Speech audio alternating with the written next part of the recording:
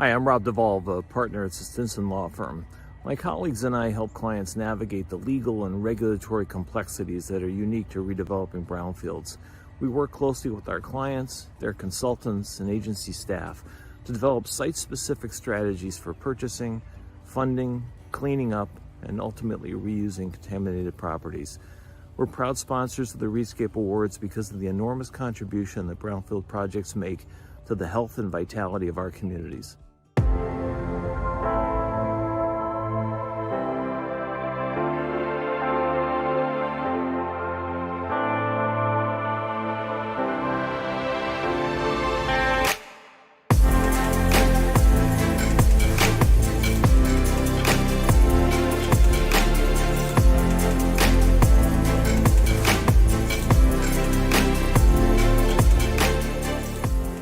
How can science solve your project challenges?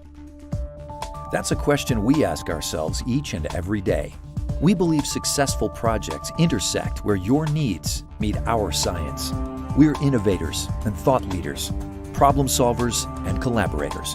As a team of over 1,000 employee owners, our engineers, scientists, managers, and field technicians deliver specialized solutions in more than 50 technical disciplines. We help our clients build smarter, bigger, cleaner, and better.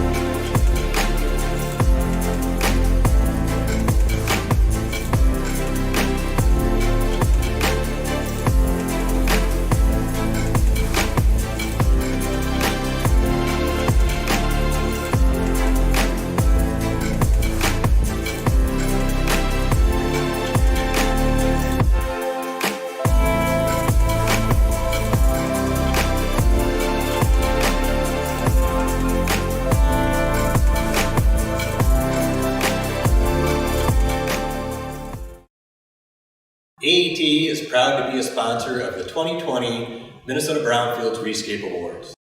On behalf of everyone at AET, we'd like to congratulate all the 2020 Minnesota Brownfields ReScape finalists. To all of you, we say, good luck! Good afternoon, and welcome to the 9th Annual ReScape Awards. My name is Severin Oman. I am the Executive Director of Minnesota Brownfields. We know that many of you miss the opportunity this year to come together in person, as I certainly do. However, we have an engaging program planned today, and we are sure that you will enjoy it. The ReScape Awards are the time that we gather to recognize and honor people, companies, public entities, and local municipalities that are partnering to do incredible work. Together, they create the spaces in which we live, work, and play, and they have a direct impact on the lives of countless Minnesotans. Because of their accomplishments, people are safer from the harmful health impacts of environmental contamination. Local economies are stronger, and communities are more resilient. Therefore, on behalf of myself, the staff, and the Minnesota Brownfields Board of Directors, we're glad you have joined us virtually to celebrate these exceptional projects to reclaim and revitalize polluted, blighted, and underutilized properties, and thus to provide new jobs, new housing, new offices, new green spaces, and new amenities to communities. This year, our special guest and keynote speaker is someone that has been intrinsically involved with some of the critical issues impacting us today around environmental justice and equity. Mr. Sam Grant has been organizing through the intersections of environmental, economic, cultural, and racial justice and health for more than 3 decades. As the executive director of MN 350, he is applying what he has learned through years of struggle to advance the common well-being of Earth and people through the overlap of racial and climate justice. Sam is a co-founder of the Environmental Justice Coordinating Council in North Minneapolis, which is now expanding its work to St. Paul. He generously states that he is looking forward to mutually beneficial partnerships with Minnesota Brownfields and its many partner organizations to eradicate the environmental justice overburden in Minnesota's communities most impacted by environmental injustice. I'm so pleased to have the opportunity to introduce and welcome Mr. Sam Grant.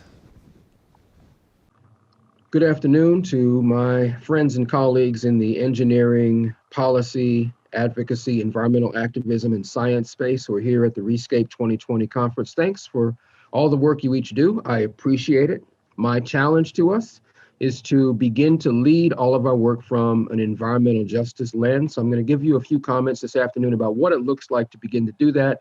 I know you guys have gotten the downloads on what we mean by environmental justice, but there seems to be a major challenge in the field about how do we actually do this intentionally and wisely with communities impacted by the environmental justice overburden here in Minnesota. So to begin, I want you to take a moment and just count to 9. And by counting to 9, I want you to think about the little less than 9 minutes it took for cops to murder George Floyd and not listen to his plea for his life. And every 9 seconds, there will be 3 children who have died in the world because of the environmental holocaust we're creating of slow violence through environmental degradation all across the planet. So I'm just going to count down 9, 8, 7, 6, 5, 4, 3, 2, 1. Take a moment and think about how it feels to be responsible for the fact that we have a planetary process that is killing people and killing the planet, and to recognize our opportunity to shift the way we relate to each other and relate to the environment that actually promotes mutually beneficial outcomes for people and planet. So a little bit about me. I am an environmental justice organizer, practitioner, and educator. I've been doing this work all over the planet since 1983 when I began. I got my start by working on a worker right to know and community right to know bill in Minneapolis, working with former state legislator Karen Clark. By 1985, I was doing sustainable agriculture research all over the world and supported a book that Terry Gips wrote on the 12 dirty dozen hazardous pesticides that we were no longer using in the United States, but we were distributing for use all over the global South. In 2001, I led the curriculum building process to create a minor at Metropolitan State University in community organizing and economic development. And I began in response to 9/11 in that year to think about what would a bottom-up solution look like in Somalia, where I could work with my peers there on the ground to create a different future for that society, no longer vulnerable to violent conflict. And so my vision that I launched in 2001 was to have the entire country, Somalia is divided into 83 districts. I wanted every single district to be anchored by a network of eco-villages. And those eco-villages were going to work comprehensively to make sure that everybody at small scale had access to food, water, energy, healthcare, education. No longer need for a big centralized government that could get itself in trouble with colonialism on a planetary scale. By 2004, I had helped launch with some friends a Black environmental organization called Afro Eco, and we led in the United States the first 2 comprehensive conferences on Black environmental thought and praxis. We did one at Tuskegee University in 2007, and then a second one at the University of Minnesota in 2012. By 2010, I was leading a small land trust organization on the seashore of Marin County in California, and we built the first certified passive house new construction in the entire state of California. So I'm really excited about that. And I think that there is a lot of work we can do to make ecological solutions affordable for everybody. So I'm excited to see you all join with me in making those solutions come alive here in Minnesota and around the planet. In 2017, because of the significant challenges in North Minneapolis around its environmental justice overburden, I worked with a colleague of mine to launch the Environmental Justice Coordinating Council, which since its start has done incredible work to nourish a different future for the community that cleans up the air, cleans up the soil, cleans up the water. And in order for it to succeed, it has to partner with folks like Minnesota Brownfields and all of you who are coming to ReScape 2020. And then now I am the executive director at MN350. So my theme is to think about how do we shift from brownfields to dreamfields. And dreamfields foster prosperity for all, well-being of the earth and well-being of all people on the earth. So what are some of the techniques? First, I want to challenge you all to think about letting your life be led not by your privileges, but by your depth of obligation to the environmental justice overburdens in the world. And I want you to claim them as though they are your own burden and transcend your privileged province of expertise because it keeps you separated from us. We got to be true partners in this. And in order for us to be true partners, you have to get off your pedestal and recognize we're equal to each other. You have some form of knowledge. We in communities have another form of knowledge. It's the combination of that knowledge that fosters transformative change. Otto Scharmer created this great framework on Theory U, and it sort of gives you a technology, a social technology for the practice I want you all to embody and inhabit, which is to co-initiate with people in communities that are impacted by environmental justice. What are we trying to do here? How are we trying to do it? We have to set the table together. By setting the table together, you learn how to have a kind of discourse where you're bringing your different knowledges into collaboration and you're honoring each other's knowledge and you're building new knowledge by virtue of that intersectionality. Once you do that, something begins to emerge in your space that nobody could have predicted. It's that surprise, that aha that comes from emergent work that is the juice that makes co-creativity the most exciting thing we could ever put our energy into on the planet. It's from that basis you can co-create. And if you create conditions to sustain co-creative energy, then that's how you set conditions for what we call co-evolution, which is the real jam that we want to live the rest of our lives in, this democratic, ecological, co-evolutionary space. Some friends of mine at the grassroots economic organizing, took the Theory U framework and put it into a way of talking about it that they felt fit for people who are doing work at the grassroots organizing space. So they're saying we have to see reality together, and then we have to feel reality together, which is sensing it. And then we have to open our will, which means let go of our ego and create an ecosystem of a collaborative will. And by that process, all of a sudden, stuff begins to crystallize that we get excited about and we enact, and the world begins to change because we have changed. And therefore, we're a resource for something different on the planet. I want to talk to you all about my design methodology to support you on this journey. Number one, from today and always, focus on connecting the most impacted communities and work at their pace. Listen to them, learn from them, follow their leadership. Support the leadership of most impacted communities. And when you do that well, then you can design for mutual solutions. You have to always ask yourself, do they feel like this is mutual? The only way to know is to ask. Do not make that assumption. So now that we know the design methodology, how do we apply that methodology in the context of a multi-crisis like we have with COVID crisis, the George Floyd uprising, rapidly increasing economic and social inequality and unrest, and the election of a lifetime? I want to encourage you all, now that that election is in the rearview mirror and we're waiting on the results, let's think about how do we activate around a commitment to ecological integrity that also leads and centers environmental and racial justice. This is the design challenge for our work. I want you to stop saying we're not up to the task. I want you to stop saying we have to have more data before we can do it. I want you to say, I'm ready, let's go. How do we do this? We have to design for mutually reinforcing strategies around the health of the people and the health of the planet. Keep those two things focused with absolutely everything you do: health of people, health of planet, specifically the health of the people in our most impacted communities. And we're going to see beautiful outcomes from the work that we do. I want to do a critique of what we call shallow sustainability as inadequate, ineffective, not worth our time. Shallow sustainability focuses on this false hope that there's always going to be a market solution or a technology fix for the problems we create in humanity. I want to go back to Einstein's quip that the same consciousness that created the reality we have is not the consciousness we have to apply to get out of it. It's time for a deeper consciousness that's more relational in order for us to carve our way out of this mess we've created. Our current pattern reinforces what Vandana Shiva calls eco-apartheid, which is an organized division of humanity from the earth, an organized division of humanity from each other, and an organized division of humanity inside its own consciousness, inside its own heart, and inside its own will. We have to begin to get out of our own way. And that's a healing justice kind of strategy as we think about environmental work in the future. George Floyd is asking us, so we ask, sustain what for who? We certainly weren't thinking about sustaining life for him. And there's too many George Floyds in the history of this country.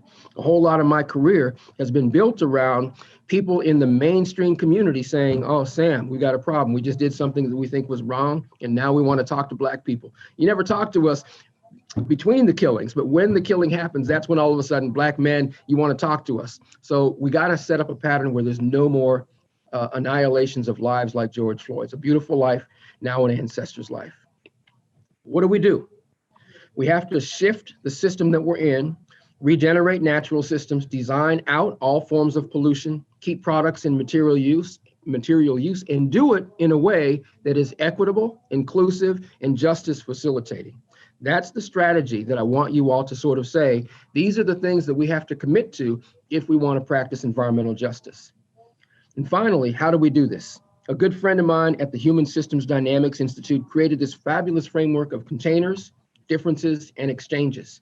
We have to consider our options in light of containers and differences and exchanges, and then our actions are guided by that.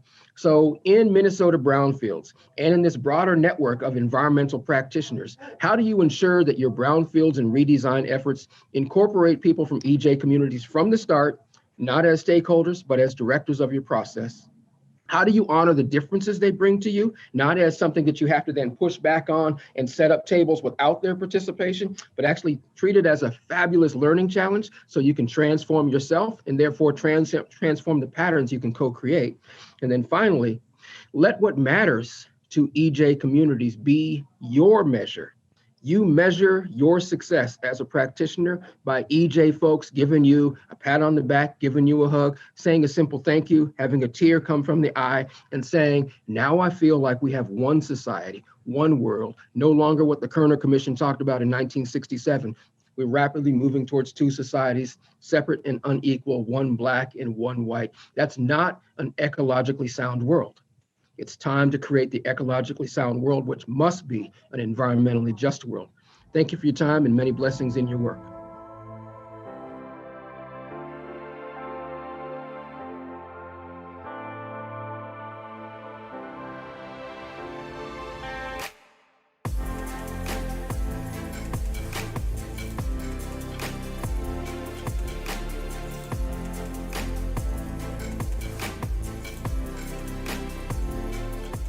Thank you, Mr. Grant, for being a leader in the environmental community and for joining us tonight to share your experience and insights. Hello, my name is Kinsey Neal, and I am Minnesota Brownfield's Program Coordinator. As a statewide organization working to impact environmental justice and economic growth, we continue to support our mission to promote the efficient cleanup and redevelopment of contaminated land throughout Minnesota through education, research, and partnerships. This event could not happen without the financial support of our ReScape sponsors. All funds raised at ReScape go directly to educational programming, enabling the vital role that Minnesota Brownfields plays in supporting the growth and prominence of our industry. We would like to formally acknowledge all of our sponsors for continuing to make this event a success. Thank you to our display sponsor, Wenk. Thank you to our platinum level sponsors, Lathrop GPM and Hyde Development. Thank you to our silver level sponsors, American Engineering Testing, Braun Intertech, Stantec, Stinson, and the St. Paul Port Authority. Thank you also to our bronze level sponsors, Bay West, Landmark Environmental, Fratellone Companies, Frederickson and Byron, Bar Engineering, HIG, Winthrop and Weinstein, WSP, View Associates, a division of GZA, Terracon, and EDAM. In a time of great economic uncertainty, we cannot thank you enough for continuing to support this event, and we deeply appreciate you standing by us with your generous financial contribution. Our ReScape Host Committee deserves special recognition for the generous gift of their time and commitment to making ReScape bigger and better each year. This year's format change provided a bit more of a challenge, but the committee did a great job. Thank you very much to Lindsay Brown, Sarah Kolova, Ava Langston-Kenny, Bill Lazars, and Mike Wardwell. The selection of these awards takes a lot of time to review and evaluate. Our judges are essential, and each year we are fortunate to have talented professionals from diverse backgrounds to share their knowledge and expertise with us to judge the project nominations. Thank you so much to Abby Lucen, Brianna Kirby, Dave Knight, Eric Weiss, Aaron Berg, Jim Schlepper, Kevin Carroll, Christina Smitten, Martha Faust, Meredith Udoybach, Rosita Clark, and Thomas Braun. I'd also like to recognize artist Allie Lumen of Foci, Minnesota Center for Glass Arts, who has been part of the ReScape Awards since the beginning. Her original designs and unique artwork make the ReScape Award so special. Made from recycled steel and glass, the award statues are truly one of a kind, capturing the themes of land recycling and sustainability. I would also like to thank the Minnesota Brownfields Board of Directors for the leadership that they provide and for serving as ambassadors of the organization. Thank you to Eric Hesse, Marcus Martin, Kristen Persowski, Mary Sands, Betsy Schmeising, Heidi Timbijou, Charlie Vander Arde, and Mike Wardwell. Good evening, everyone. My name is Gabe Epstein, and I'm the Outreach Coordinator with Minnesota Brownfields. I was pleased to work with the judges this year. We had so many diverse projects, and it's never easy to select a winner. I want to say a few words about the awards and the judging process. The 2020 ReScape Awards recognize projects that demonstrate innovation, collaboration, and exemplary results in revitalizing brownfield sites. This year, projects were nominated from St. Paul, Minneapolis, Edina, Roseville, Fridley, Grand Rapids, and Faribault. As you all know, it takes a dedicated team with diverse professional skills to succeed with the brownfield redevelopment. We take the same approach with the judging process. We invite teams of 3 judges per category to review project nominations. Our judges have varied backgrounds related to brownfields redevelopment and bring experience and perspectives from the government, environmental, business, and academic professions. Our judges review project nominations and score them using a scorecard like the one displayed here. Following the initial scoring, our judges meet to compare notes, debate, and rank the finalist projects. Selecting finalists and winning projects is no easy task, especially considering the array of excellent nominations we received this year. Every project nomination displayed innovation, hard work, and impressive results. This year, we added 2 new awards, the Promising Project Award and the Innovation Award, to have a total of 5 award categories. Additionally, in each of our traditional award categories, the Community, Economic, and Environmental Impact Awards, we have a large project and a small project winner. Size is defined by total project cost, and we consider small projects to be those redevelopment costs of $20 million or less. And now on to our finalist projects. As we announce the award winners in each category, we invite a representative of each group to accept the award live and to say a few words about the project. A judge from each of the award categories will present our finalists and the award recipient.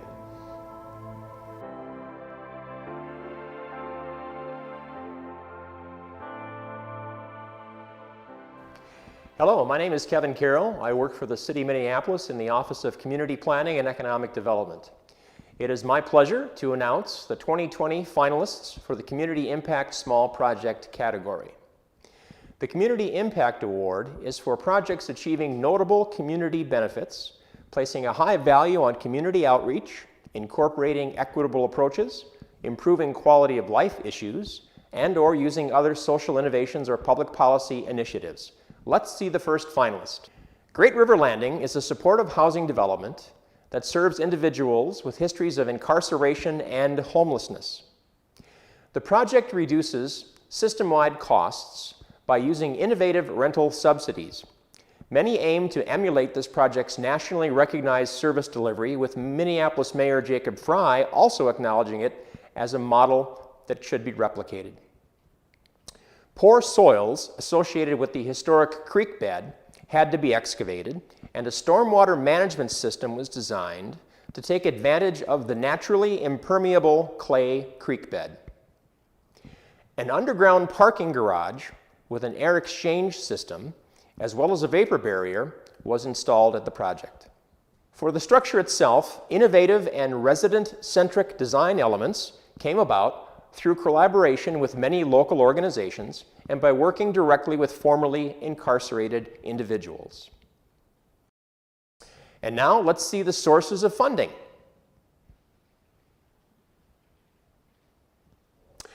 And now let's see the great partners that made this project possible.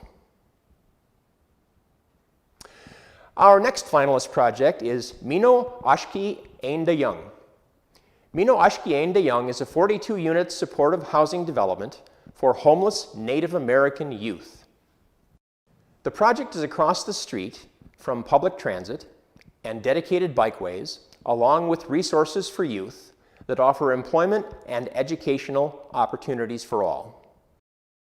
On this previously vacant lot with past commercial uses, Mino Ashki Einde Young now offers extensive programming to connect and engage Native youth with their culture and prepare them for the future. Mino Ashki Einde Young features a unique, Native-inspired design that stands in stark contrast to the institutions that many of its young residents have experienced in the past. And it blends well with the diverse cultural and commercial areas of the surrounding community. The property now includes circular gathering spaces on each floor to promote Native teachings, a Native art gallery, community teaching kitchens, a cultural community center to accommodate Native ceremonies, a Native cultural activity center, a sweat lodge, and a medicine garden. Let's see the project funding now.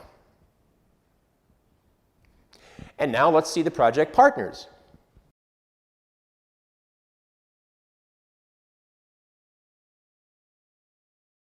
Our last finalist tonight is the Park 7 project.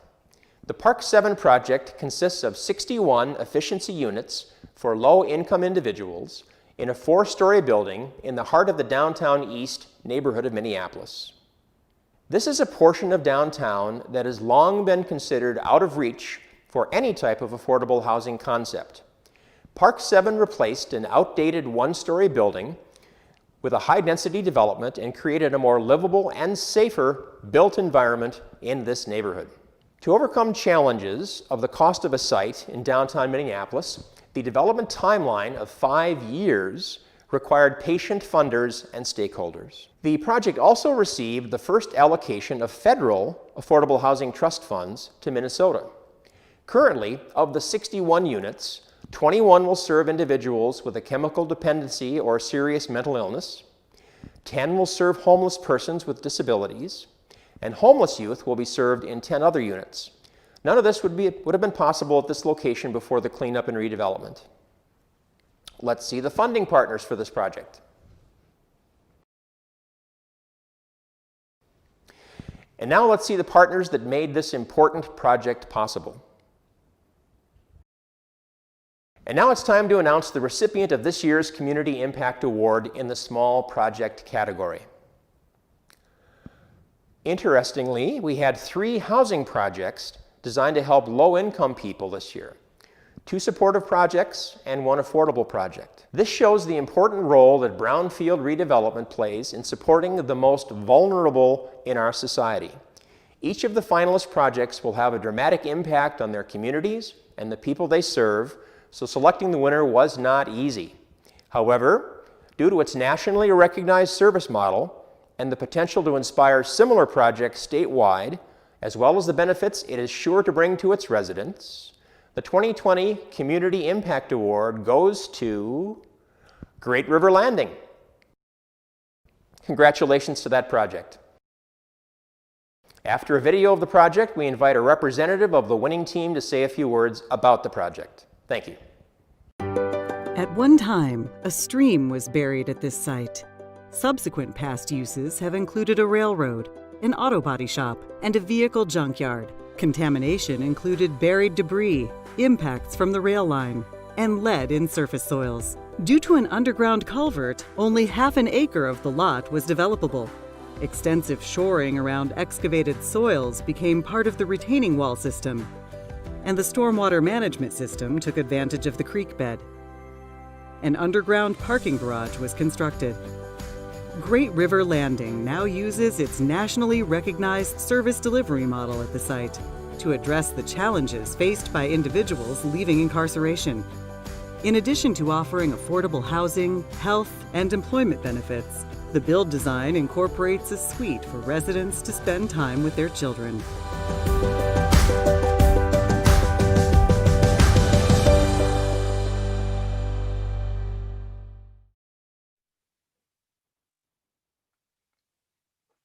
Hello, everyone. I'm Chris Detling with Beacon Interfaith Housing Collaborative. I'm the Director of Housing Development. Thank you, Kevin, for the introduction of the projects. We're so thankful to Minnesota Brownfields for this award. We'd like to thank the Metropolitan Council and City of Minneapolis for supporting the remediation through the TBRA program, and also want to thank our project partners, as Kevin mentioned. The Great River Landing was built by Formula Architecture or was designed by Formula Architecture and was built by Watson Forsberg and Tri Construction. And the environmental remediation was overseen by American Engineering and Testing. So on behalf of Beacon Interfaith and Better Futures of Minnesota and all of our project partners, thank you so much. Hello, my name is Eric Weiss. I work at the Trust for Public Land. It is my pleasure to announce the finalists in the Community Impact Large Project category. Our first finalist is the Brook Avenue Co-op and Maya Commons. Two nonprofits collaborated to create these two separate living areas on the site of the former Bungie grain elevator. Maya Commons contains 50 units of affordable housing, and Brook Avenue Co-op is a 95-unit student housing cooperative. The shared community space within the former grain elevator tower is the world's largest peace bowl, an internationally recognized symbol of peace. The site was used for industrial purposes dating back to the 1890s. Among the other structures on the site, the grain elevator tower and silos, vacant for 16 years, were unusable and posed a threat to public health. Tragically, 2 young people lost their lives entering the dilapidated structures. To begin work, significant safety measures, including covering open holes in the floors, pumping out contaminated water pooled within the structures, as well as implementing fall protection and confined space precautions, were required. Sustainable features were incorporated into the design, including energy efficiency, water conservation measures, native prairie plantings, transit-oriented features, and 20% non-paved open space for residential use. Next, we will see the funders of this project. And let's see the partners who revitalized this property.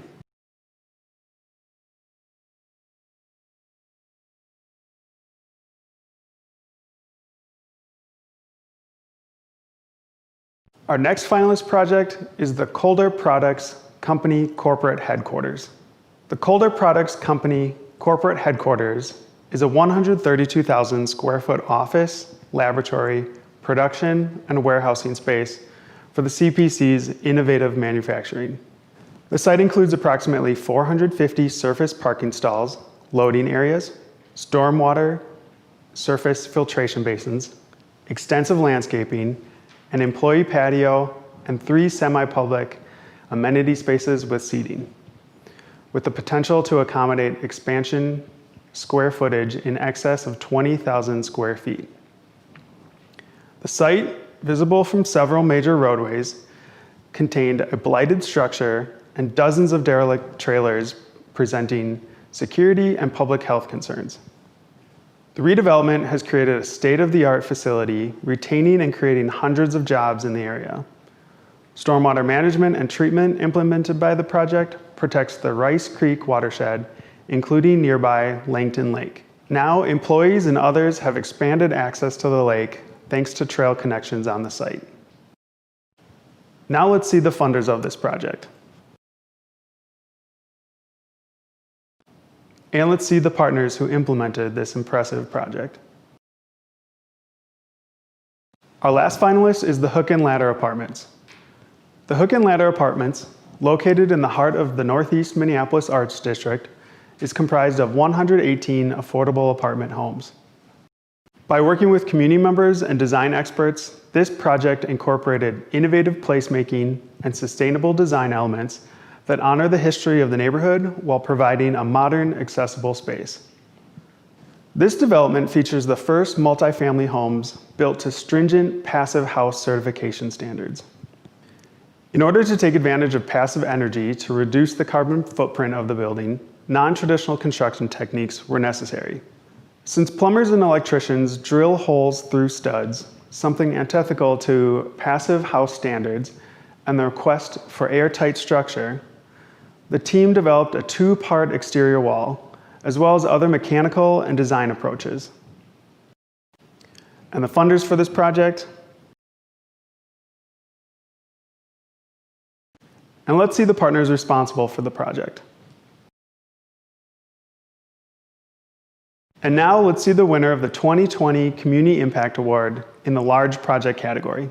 Each of the finalist projects brings dramatic benefits to the community, so again, the selection was not easy. And the 2020 Community Impact Award goes to Brook Avenue Co-op and Maya Commons. After the project video, we invite a representative of the winning team to say a few words about the project. The former Bunge grain elevator was used industrially since the 1890s. Among the former structures on the site were concrete silos, a power plant, and a railroad. The tower and silos, vacant for 16 years, were unusable and posed a threat to public health. These structures proved to be a major challenge to remediation, requiring significant safety measures and a complex demolition plan.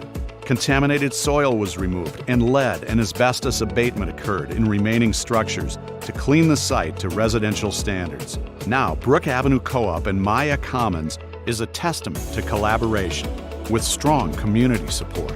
This redevelopment transformed a hazardous and unsafe property into a community hub with 50 units of affordable housing and a 95-unit student housing cooperative.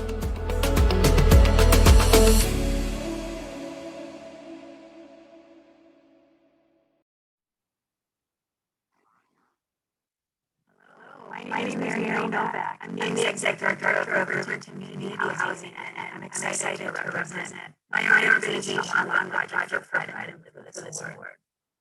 I'd like to take a minute to thank the Riverton, Yale, Rana, Urban Works, and Landmark Environmental team, as well as many project funders for both these projects. Your collaboration and hard work was essential to pull off this difficult and long-term project. I also want to have a big thank you to Minnesota Brownfield for this honor and for recognizing the deeply collaborative project. As the video stated, this project redeveloped a formerly contaminated site for 145 houses, which Riverton developed 95 affordable cooperative housing units and PL, 50 units of affordable housing. The project really by designing and utilizing that house and shared common space for both of your apartment buildings, converting the 200-foot former green tower into the world's largest school. Project also looks really to the future of the site, rising from its past to a place of transformation for all the people living within its walls. But it's also a symbol of peace. Saying it makes you available in 6 different languages. With people miles around to see. We've been proud to be a part of this project and very thankful again for this honor and recognition. Hello, my name is Brianna Kirby with Bremer Bank, and it is my pleasure to present the 2020 finalists of the Economic Impact Award for both the small project and large project categories. This award is for projects modeling positive economic impacts for cities and neighborhoods involving community wealth creation, job or housing creation, an increase in tax base, and/or promotion of smart growth. Let's start with the small projects. We have 2 finalists. The first is the McGough Company headquarters. The McGough Company headquarters houses nearly 250 employees in a renovated 54,000 square feet of space. The project salvaged and transformed a 60-year-old trucking terminal, with almost every decision that shaped the design of the new headquarters based on the celebration of the culture and history of McGough. Previous building wings were demolished, and a new 2-story entry addition constructed, featuring a curved poured-in-place concrete staircase and a brick cladding exterior. The terminal's bow truss area was structurally reinforced and walnut blasted, restoring the roof structure. The area houses a collaborative open office space featuring flexible workstations and other elements. McGough is seeking WELL certification on its new headquarters in support of its commitment to its employees' health and wellness. Let's see the funding that made this project possible. And let's see the partners that worked with McGough on this project.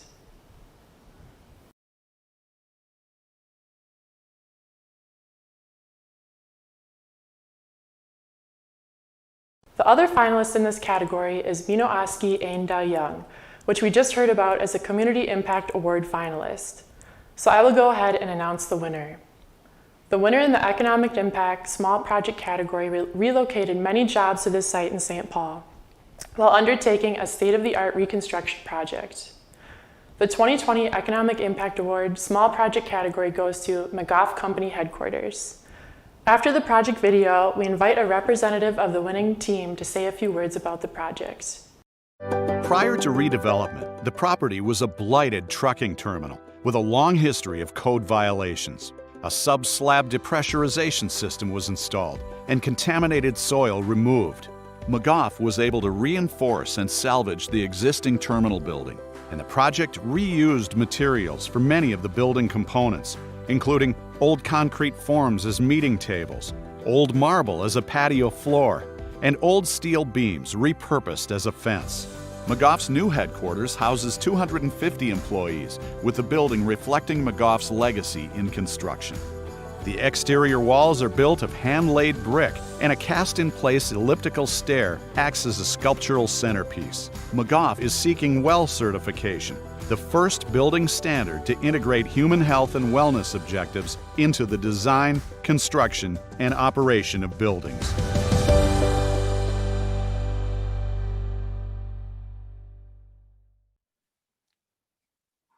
Hi, I'm Andy McIntosh, Vice President of Development for McGough. We're thrilled that our new corporate headquarters in Roseville, Minnesota has been recognized by Minnesota Brownfields for the ReScape Award for the Economic Impact category. We are humbled and proud to accept this award on behalf of everyone who worked on this fantastic project. The opportunity to redevelop a blighted property in Roseville, the city that McGough has called home for more than 60 years, is one of the highlights of this exceptional project.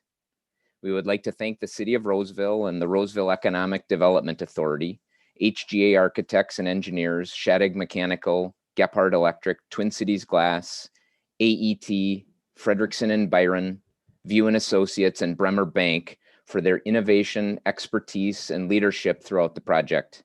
I'd also like to give a shout out to other subcontractors and partners involved. The collaborative efforts of all involved were vital to the success of this project. Thank you again to the Minnesota Brownfields and the panel of expert judges. We are honored to be recognized alongside so many other incredible projects. Continuing now with the large project category of the Economic Impact Award, we also have two finalists. The first finalist was the winner of the large project category, Community Award, Brook Avenue Co-op and Maya Commons. The second finalist project is the Minnesota Drive Medical Campus. The Minnesota Drive Medical Campus is a 70,000 square foot development featuring an ambulatory surgery center and extensive physical therapy facilities, also bringing jobs to the area. The site also has a multi-story parking ramp, a 2-story field house with space for therapeutic activities, analysis, and instruction. As the site was previously a swamp that became a landfill, soils were very poor for construction. Pilings of 150 feet were insufficient to support their engineered loads, and eventually nearly 1,000 pilings were used. In addition to these structural concerns, the project faced many extensive regulatory challenges. The project was one of the first to go through the City of Edina's approval process following new regulations to increase density, and it was initially denied. This, combined with designation as a critical habitat, resulted in 12 regulatory agencies and government bodies being involved in approving the project. Let's see the sources of financing to make this project possible. And let's see the partners that brought this challenging project through to completion.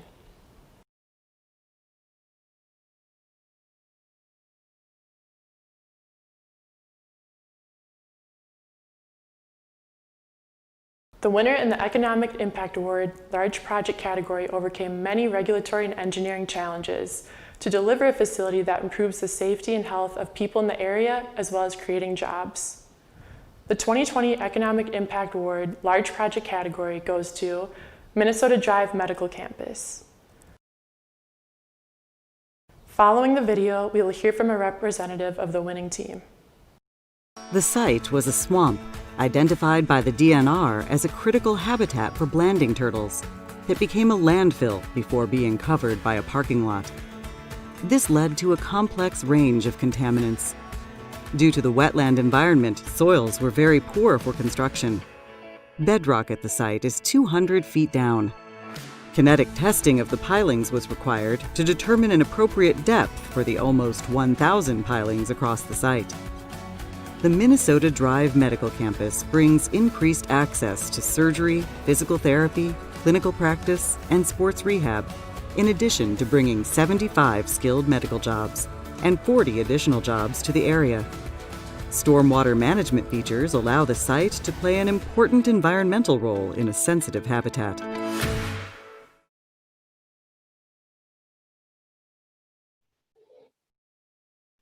Hello, I'm Ross Hedlund, Senior Vice President with Frauen Shoe Inc. We're grateful to be recognized for this award. It was truly a difficult and rewarding program for the development team as well as the community at large. We want to thank the anchor tenant, Twin Cities Orthopedics, and the many partners that helped make this project possible, including RJM Construction, our general contractor, SRA Architects, BKBM Civil Engineering, our lender, Bremer Bank, Braun Intertech and NTI for their engineering, ESI Engineering, the City of Edina and the City of Bloomington, who had to coordinate with, Deed and the Met Council, White Group, Mavo Systems, Bolander, Vite, MUNE, and the countless others that made this project a success. Thank you again. We appreciate the opportunity to accept this award on behalf of the development team. Hello, my name is Rosita Clark, and I work with EPA Region 5 in Chicago. I'm happy to present to you the finalists of the Environmental Impact Award for both the small and large project categories. The Environmental Impact Award is for projects innovatively preventing environmental contaminant exposures, incorporating engineered barriers, using sustainable building approaches, and or involving natural resource restoration. Starting with the small projects, we selected one finalist. And so the 2020 Environmental Impact Award Small Project category winner is Minaoski Ain Da Young. This project is designed to Enterprise Green Communities certification standards and is therefore highly energy and water efficient, incorporating sustainable design features. Let's watch a project video and then hear from a representative of the winning team. Prior to redevelopment, this site was mostly vacant, having been used by auto parts stores and a paint store, and then razed with the exception of a vacant home. Contaminants at the site included hydrocarbons, lead, mercury, and asbestos. One large hotspot consisting of most of the northern half of the site was excavated, and contaminated soil was properly disposed. Asbestos containing waste materials were abated from the vacant residential home prior to demolition. Now, Mino Oski Ain Da Young is a 42-unit supportive housing development for homeless Native American youth. The property includes a unique Native-inspired design, including circular gathering areas, a sweat lodge, and a medicine garden. The project provides high-quality housing and supportive services at a critical time in young people's lives.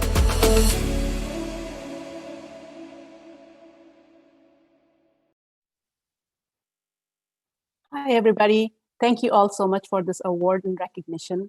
I'm Mandy Pand from Project for Pride in Living, accepting on behalf of PPL and our partners, co-owners and service provider, the Ainda Young Center. Mina Oshki Ainda Young will provide 42 units of supportive housing, permanent supportive housing, along with wraparound services. It's a unique project because it not only provides traditional youth services, but does so in a culturally relevant environment, which is really critical for our young people as they build life skills and move on to long-term stability. We would like to thank all of our funders, especially Minnesota DEED, the Met-Council TBRA, City of St. Paul, and Ramsey County, who provided funds for cleanup work. We would also like to thank all of our other funders, our friends, well-wishers, especially Landmark Environmental, who oversaw the remediation work, DSGW Architects, and Loeffler Construction, who helped design and build this wonderful project and helped us turn our vision into a reality. Thanks so much. Continuing on with the large project category of the Environmental Impact Award, we have two finalists. The first finalist was the winner of the large project category of the Community Impact Award, Brook Avenue Co-op and Maya Common. The second finalist project is the Union Flats Apartments is a new, affordable, transit-oriented apartment community located near the Green Line. Once a bulk petroleum storage facility, Union Flats is helping to revitalize the largely industrial area, bringing a total of 217 homes. It serves as an important transition to the retail-rich University Avenue, just 1 block away. The development is the first project of its kind to be built off this core street. Currently, the property is already 98% occupied. Rent at Union Flats is as much as $600 below market rate. To integrate the transit-oriented nature of the area, Union Flats includes a bike lounge and a repair shop for residents. The area's pedestrian walkways have been improved, and the city is working to establish dedicated bike lanes. Let's see the financing for this project.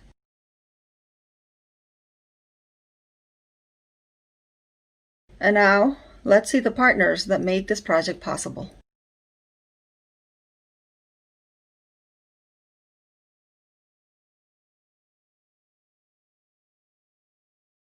Thanks to both finalists in this category.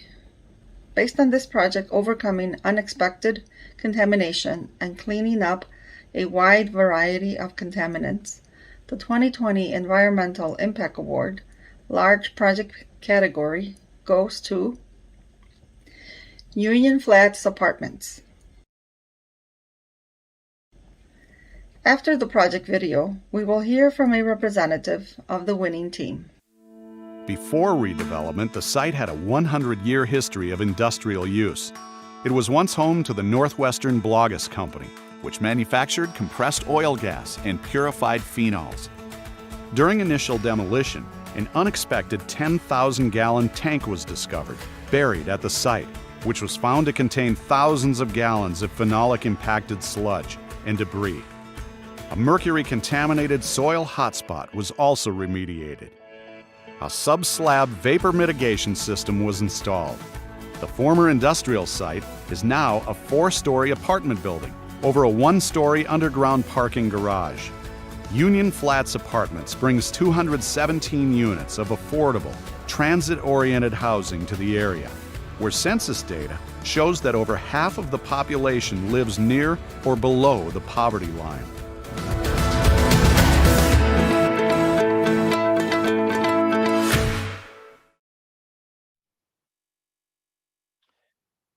Hello, I'm Derek Schilling with Braun Intertech, a senior scientist in the environmental group. Braun Intertech was the environmental and geotechnical engineering firm on the project. I'm excited to be representing Union Flats and accepting the ReScape Award on behalf of the project. I'd like to thank all the Minnesota Brownfields for this award. Thank all the project partners, including Dominium, the owner and developer, BKV Group, the project architect, Weiss Builders, the general contractor, and Laux, the civil engineer, as well as all the other project partners and contractors that helped make this project a success. I would also like to thank DEED, Metropolitan Council, and Ramsey County for providing the environmental cleanup grants to help assist with those costs. And then also thank you to all the financing partners that helped make the project a reality, including City Community Capital, Collier's Mortgage, formerly Doherty, and MHFA. And then finally, the City of St. Paul and MPCA, I would like to thank them for their involvement and assistance in this project. On behalf of all the project partners, I'd like to thank you to Minnesota Brownfields for this award and all those involved in making the ReScape Awards a reality. Thank you. Hello, my name is Erin Hannafenberg and I work with Rethos. We are a nonprofit organization that promotes community revitalization through building reuse. I am happy to present to you the winner of a new award category introduced at ReScape this year. The Promising Project Award is for projects that are currently underway or even stalled, which have shown innovative solutions to complex challenges and promise substantial community, economic, or environmental impacts upon completion. As this is a new award category, we had one finalist, which the judges determined was well suited to win the award. Therefore, the finalist and winner of this category is the Straight River Apartments and Park. After a series of failed redevelopment attempts, the City of Faribault is moving forward with plans for a brownfield site in its downtown that is considered to be a catalyst site in the city's master plan. The redevelopment of the Straight River site will have a direct impact on the rest of the downtown area. The proposed 111 apartments will increase foot traffic to downtown businesses and may spur additional tourism activities and business development, where this property has been a noticeable blight. Let's see the sources of financing for this project. And let's see the partners working on this project.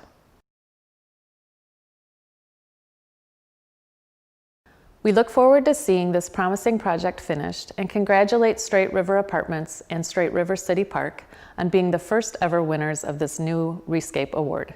Let's watch a video highlighting the ongoing work at this project site and then hear from a representative of the winning team.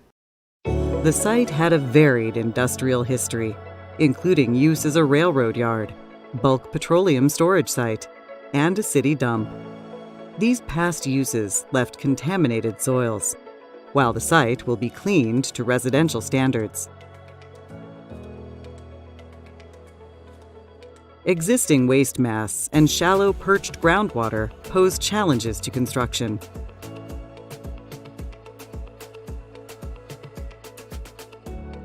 A rammed aggregate pier foundation will be implemented to limit the amount of excavation for soil corrections, while providing the remediation necessary to maintain safe occupancy and control project costs.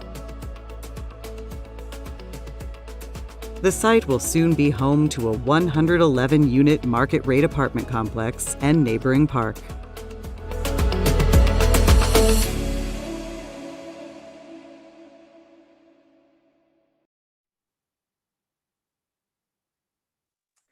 First, let me thank the Minnesota Brownfields for this award. My name is Deanna Kennan, and I am the Community and Economic Development Director for the City of Faribault. This project has been a long time in the making. Over the years, this site has been envisioned for many different things, but we were never able to pull the right team and the right developer together to move the needle forward so that this site, which was an old city dump, could be redeveloped. But I guess this time it worked. First, I'd like to thank our partners. American Engineering Testing has been involved with this site for many, many years. They've been instrumental, the MPCA, DEED with their redevelopment dollars, Straight River Apartments, LLC, and also Alliance Contracting. Together, we have been able to move that needle. The cleanup is underway, and soon we will have a 111-unit market rate apartment building occupying this site. This will not only help us address the housing shortage that we have in Faribault, but it also will be a catalyst for additional development in our downtown. So we're excited to finally see this project move forward and what it's going to mean to Faribault, and we're very honored that we received this award. So thank you again. Have a good evening. Hello, everyone. I'm Christina Smitten with Hillcrest Development and an original founding board member of Minnesota Brownfields. It is my honor to announce to you this evening the finalists for the new Innovation Award. Those redeveloping brownfields are inherently innovators. The Innovation Award specifically is for projects employing unique and innovative approaches to redevelopment challenges related to engineering, financing, legal, community, impact, and other design challenges. All projects submitted in the other categories were considered for the Innovation Award, and judges selected 4 finalists. Let's see the first finalist. Minnesota Drive Medical Campus, a testament to innovative engineering. The Minnesota Drive Medical Campus installed 990 pilings to an average depth of 100 feet and performed a kinetic test of the piling strength, which was the first completed in Minnesota in the past 10 years. Given that it was almost all swamp between the surface and that depth, there is a great deal of estimations followed by testing and design challenges. This included static load testing requiring an I-beam held down by 8 geopiers pushing a scientific jack at pressures until failure on driven piles, a technique so difficult and costly that it drew in engineers from various companies just to see it happen in person after only having read about it in textbooks. The second finalist is Great River Landing.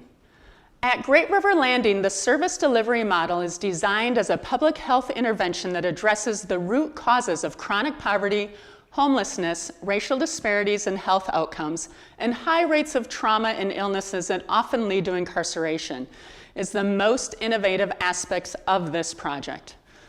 The layout of Great River Landing was designed to support the services program by providing an innovative mix of efficiency and shared occupancy units.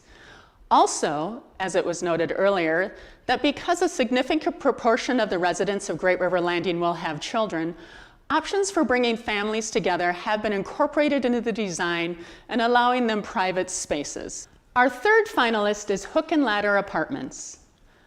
Hook and Ladder Apartments is comprised of 2 buildings. One of the 2 developments buildings was built to meet the Passive House Institute standard, so operators will be able to compare energy costs between the 2 buildings and further measure success. These are Minnesota's first multifamily homes built to stringent Passive House certification standards and the first in the Twin Cities climate zone. Using Passive House technology, including material selection, has a dramatic, discernible effect on energy usage and resident ambient comfort. The impact on energy is so substantial, the passive building is projected to use less energy to heat and cool rooms than it will to heat domestic hot water. Our fourth and last finalist is Mino Oski Ein Da Young. This project will facilitate cultural responsiveness with project design that utilizes an innovative housing concept that enables traditional Native American gathering, connecting youth with their cultural heritage. Gatherings are encouraged by providing a common kitchen, a cultural space on each residential floor, a healing garden, and cultural gathering space. The project will build a cultural center suited especially for Native ceremonies, some of which require the room to be completely dark. No such facility is available at present in the entire Twin Cities area. And now it's time to announce the recipient of the first ever Innovation Award. Each of the finalist projects displayed extremely innovative approaches in different spheres and functions of redevelopment, and selecting the winner was not easy. However, due to its groundbreaking methods and being the first of its kind in multifamily homes, an opportunity to model future multifamily housing projects, the 2020 Innovation Award goes to Hook and Ladder Apartments. After a short video of the project, we will hear from a representative of the winning team. This once industrial site is adjacent to a railroad, which disrupts the standard street grid and creates awkward, irregular parcels. The Hook and Ladder Apartments added density within a residential neighborhood that encourages high density. The project is the first multifamily homes built to stringent Passive House certification standards, design principles for a rigorous level of energy efficiency. the Holland neighborhood welcomed the 118 units of affordable housing, the design of which incorporated much community input. The development includes paths, public outdoor gathering space, and placemaking features that reflect the neighborhood's character.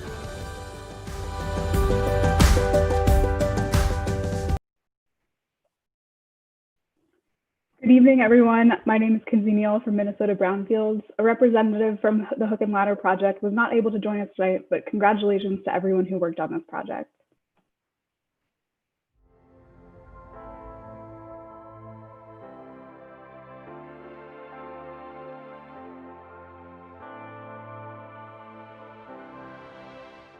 The vision for tonight's final award was inspired by the legacy of Mac Clay Hyde, a longtime leader in Minnesota's redevelopment community who passed away in 2013. Mac was a pioneering environmental lawyer who participated in the first state and federal environmental enforcement case in Minnesota during the 1970s. He continued to be a trailblazer throughout his distinguished career. Later in life, Mac launched a new career in redevelopment with his son Paul by starting the company Real Estate Recycling. Together, they developed nearly 2 million square feet of commercial space in the Twin Cities and Milwaukee, including 3 Superfund sites. Again, at age 77, Mac and Paul launched a second company, Hyde Development. Mac also held a strong commitment to community service through many leadership positions. He believed in the mission of Minnesota Brownfields, serving on its advisory committee and volunteering many hours on behalf of the organization. He was a selfless mentor to many professionals, sometimes to his competitors. Minnesota Brownfields continues to honor Mac's legacy through an individual scholarship award given to students pursuing a field of study related to Brownfields redevelopment and whose personal attributes best exemplify Mac's qualities of leadership. So first, I would like to thank our platinum level sponsors once more, as part of your event sponsorship funds this scholarship. We had a very competitive pool of candidates this year. Their academic studies ranged from public health to environmental studies, and from business to administration and law. All of our finalists had impressive academic and professional credentials. Now, to present the 2020 Mac Hyde Brownfield Scholarship Award, I would like to invite Mac's son, Paul Hyde. Good evening. My name is Paul Hyde, and I'm proud to present one of tonight's scholarships to Ontavia Paredes Beaulieu, who's a senior at Metropolitan State University majoring in chemistry. Ontavia is an Increasing Diversity in Environmental Careers Fellow and has spent the past summer as an intern with the MPCA, the DNR, and the Board of Water and Soil Resources. Ontavia's professors emphasized her deep thinking, enthusiasm, and commitment to her community. As one professor wrote, Tavia is an extraordinary individual who is willing to provide guidance for others, work effectively to complete tasks, and continue to be the best role model for her son. Ontavia is torn between a career in water monitoring and a graduate degree in biogeochemistry to work in carbon sequestration and bioremediation. Either way, we are confident that she will shine as a leader in land remediation and act as a champion for our most marginalized communities. Congratulations, Ontavia. I'm also proud to present a scholarship to Alex Thomas, who is a junior at McAllister College, majoring in environmental studies. Alex has a passion for sustainable design and is committed to holding equity and sustainability at the forefront of his work. Alex is a studio assistant at the Setu Jones Studio, getting an early start before seeking a graduate degree in architecture. Alex's professors rave about his thoughtfulness and creativity. Quote, "A part of his passion for sustainable architecture comes from a love for the environment. But beyond that, he also loves people and understanding how important nature is for social development and equity." Alex believes that one way to address systemic issues of racism and income inequality is to rethink how we design and develop spaces, and that's something he hopes to learn more about in his journey towards becoming an architect. We're happy to offer a Mac Hyde Scholarship to this future architect with full confidence he will offer his intelligence, consideration, and creative talents to build a world better for both people and the environment. Congratulations, Alex. Therefore, it's my pleasure to congratulate both Ontavia and Alex. A $2,000 scholarship check will be in the mail for each of you. I invite Ontavia and Alex to briefly accept their awards. Thank you. Thank you so much for this honor. I am so grateful to be a scholarship recipient this year. My name is Ontavia Paredes Beaulieu, and I'm a senior student studying chemistry and biology at Metropolitan State University. I'm also going to be an intern at the Minnesota Center for Pollution Control this summer, and I'm really excited to see the kind of green chemistry that I'll be exposed to. I hope to study biogeochemistry for my master's program and continue that work towards a more equitable environmental future for all peoples. Thank you so much. I'd like to thank the Minnesota Brownfields Committee for considering me for the Mac Hyde Brownfield Scholarship. I'm incredibly humbled to be a part of a program in a community that wants to make our built and natural environments livable for all people. Through the opportunities I have with the scholarship, I hope to pursue a career in architecture, working closely with communities of color and those affected by environmental injustices to create spaces that allow them to thrive, grow, and lead fulfilling lives. Thank you again to the Scholarship Committee for believing in me. I'm very excited about where these experiences will take me in the future. Thank you so much. Thank you, Paul. Congratulations, Ontavia and Alex. As we move toward the close of this program, it is now my pleasure to introduce Eric Hesse, Chair of the Minnesota Brownfields Board of Directors. Before we close tonight, I'd like to say a special thanks to two outgoing board members. As our representative from Duluth, Heidi Timbijou joined the board in 2012, serving recently as the board liaison to the membership committee. Over the years, Heidi's made countless trips to the cities for meetings and events, and her contribution to the organization has been immeasurable. All of us who have had the opportunity to serve with Heidi all grew to appreciate Heidi's willingness to engage in frank and challenging conversations. We will miss you, Heidi, but anticipate seeing and hearing you frequently in the future. Mary Sands has been on the board since 2015, serving as past board chair. Mary is an expert and distinguished leader in her field, and I've been so lucky to have her as a resource on the executive committee. I personally enjoyed one-on-one conversations with Mary as we both navigated the responsibilities of board chair over the last few years. We will miss you, Mary, but anticipate you will be around for any necessary consultation in the future. Both of Heidi and Mary have provided so much knowledge, leadership, and passion to this organization over the years. We are all privileged to have had the opportunity to serve with them. Minnesota Brownfields cannot exist without the financial support from our members and sponsors. So once again, I'd like to thank all of our ReScape sponsors. I know that 2020 has not been an easy year and companies have felt the fiscal impact. We appreciate the fact that you have made supporting the ReScape Awards a priority by making a financial commitment. And finally, congratulations again to all of our incredible finalists and winners. Unable to deliver your award in person, we will have the award statues for our 8 winners sent to their business offices. The stories you've heard today go to the heart of Minnesota Brownfield's mission to promote efficient cleanup and reuse of contaminated land, and to do so in an equitable way. In reality, all of the finalist projects are winners, and that they illustrate how the diverse challenges that come with redeveloping contaminated sites can be overcome for the benefit of our communities, economy, and environment. You are all leaders, creating a higher standard for the industry. Keep up your good work leading redevelopment in Minnesota.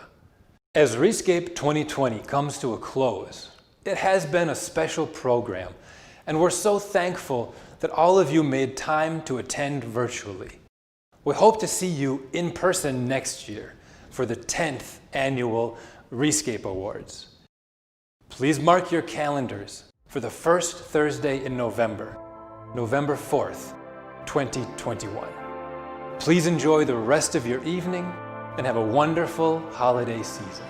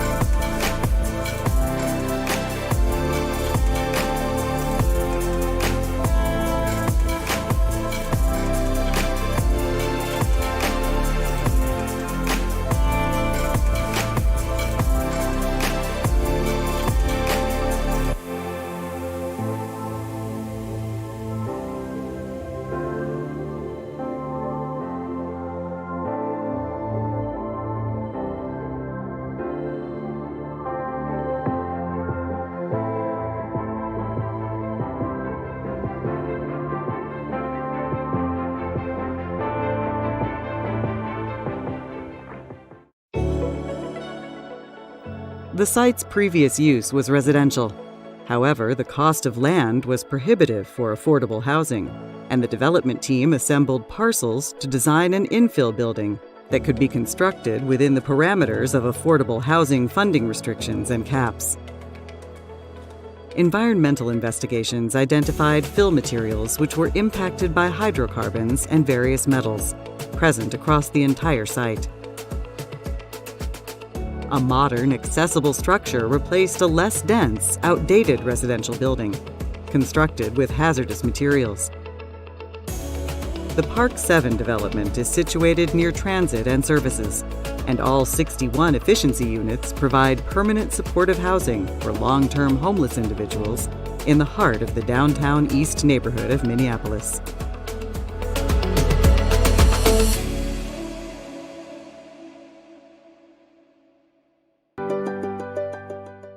Visible from several major roadways prior to redevelopment, the site contained a blighted structure and dozens of derelict trailers presenting security and public health concerns. Soil and groundwater contamination were detected at the site, as well as hazardous building materials. Demolition of existing structures was required. Backfill that met unregulated fill guidelines was used on-site, and uncontaminated soil was reused off-site. Where there was once a hazardous eyesore, the Colder Products Company corporate headquarters is now a state-of-the-art facility, retaining and creating hundreds of jobs. Stormwater management protects the Rice Creek watershed, including nearby Langton Lake. Employees and those in surrounding developments now have expanded access to the lake, thanks to public trail connections on the site.